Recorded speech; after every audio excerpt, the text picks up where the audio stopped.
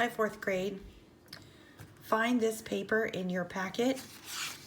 Packet number 5, the raccoon with the microphone. You are going to be completing this whole page today.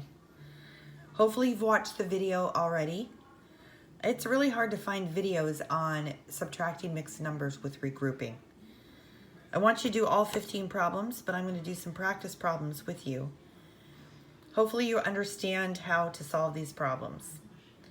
Okay, so the first problem, that we're going to look at is I tried to draw like a little diagram here to show you. So we have 4 3/5 minus 2 4/5. Well, 3/5 is smaller than 4/5, so I cannot subtract 3/5 from 4/5. So what I'm going to do is look inside this 4, for example, and I see that I have 5/5, 5/5, 5/5, and 5/5. I have 4 of them. And we know that 5/5 equals 1 whole. So what I'm going to do is I need to make this fraction bigger so it can subtract 4/5. So what I'm going to do is take one of these 5/5 out, and I'm going to bring it over here, and I'm going to add it to this fraction, 3/5 plus 5/5. And I've used this. And because I used it and brought it over here, I now only have 3 left over. Now the reason why I use 5/5 is because of this denominator. That kind of determined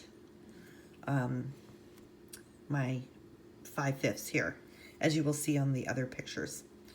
So now I have 3 3/5 plus 5/5 equals 8/5. And so now I can subtract 8/5 minus 4/5 equals 4/5.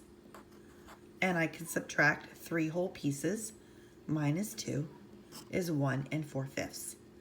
Now I don't have to reduce this because 4/5 is as small as I can go. Okay, so now we're going to go on to the next one here. We have 5 3/7 minus 2 5/7. Well, I cannot subtract 3/7 from 5/7 because this is too small. So what I'm going to do is just kind of look in here and see what makes up this 5 whole. 7/7, 7/7, 7/7. So these are all equal 1 whole. 1 whole, 1 whole, 1 whole, 1 whole. And I have 5 of those. So what I'm going to do is borrow one of them. So I'm going to pull this out. And I'm going to bring it here and I'm going to add it to the 3/7. So now I have 3/7 plus 7/7. Well, I just used the 7/7. So now I have 4 of those left over because I pulled one of them out to use it. So now I'm going to be adding 3/7 plus 7/7 is 10/7. So now my 10/7 is large enough to subtract from the 5/7. So 10 minus 5 is 5. And I always keep my denominator. I do not add the denominators. Okay, so I just keep my 7. And I'm going to do 4 minus 2 is 2. And I know 5/7 is as small as I can go. Okay, so hopefully you're understanding how to do this. Okay, we're going to do a couple more. So here we have 6 2/9 minus 3 5/9. Well, I can see that 2/9 is smaller than 5/9. So I need to borrow. So what I'm going to do is I'm going to go inside here and I have 1, 2, 3, 4, 5, 6. So I have 6 of the 9/9 and I'm going to pull one of them out and bring it here.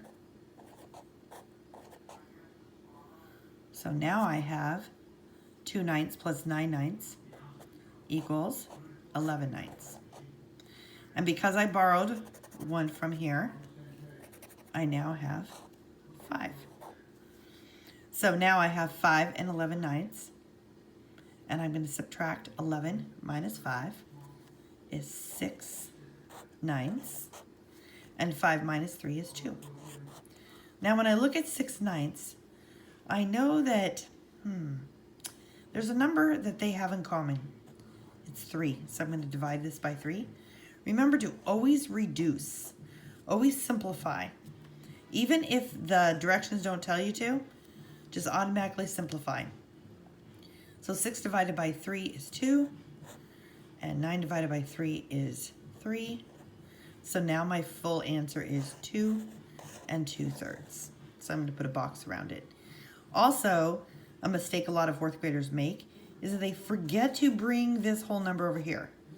They just reduce this part and kind of throw this whole number out the door. So always remember to bring your whole number over. Okay, and our next problem here, we have 3 3/8 minus 1 5/8. So I know that this fraction is smaller than 5/8, so I need to borrow. So I'm going to borrow this 8/8. I'm going to add it here, 8/8. So when I borrowed it, I don't need it anymore, and now I have, instead of 3 8/8, I now only have 2. So now I'm going to add 8 and 3, which is 11/8. And I'm going to subtract 11/8, or 11 minus 5 is 6/8. And I'm going to subtract 2 minus 1 is 1. Okay, I'm not done yet because I just noticed that 6/8 are both even numbers. So I have to reduce it. So I'm going to divide by 2 because they're both even numbers. I'm going to bring my whole 1 over. And 6 divided by 2 is 3. And 8 divided by 2 is 4. And now I have 1 3/4 is my final answer. So I'm going to put a box around it. Okay, 4th grade, I hope you're understanding how to subtract mixed numbers. So again, your job is to complete this page. I'm going to do number 2 with you, so hopefully you'll kind of remember how to do this. So 6 1/8 minus 4 5/8. Cannot do that. So I'm going to borrow. So now this becomes 5, and I'm going to add 8/8 to this. And so now I know I have 9/8. So I'm going to subtract 9/8 minus 5/8 equals 4/8. And now I can subtract 5 minus 4 is 1. Now when I look at this, I can see that 4/8 are both even numbers, and I know they have something to do with each other. So, let's see. I think I'm going to divide by 4. And 4 divided by 4 is 1. So I'm going to bring my whole number of 1 over. So I have 1/2. So my final answer is 1 1/2. Okay, 4th grade, do the rest of the 14 problems. Take a picture of it when you're done and send it to me. Good luck. I hope you do great. Bye.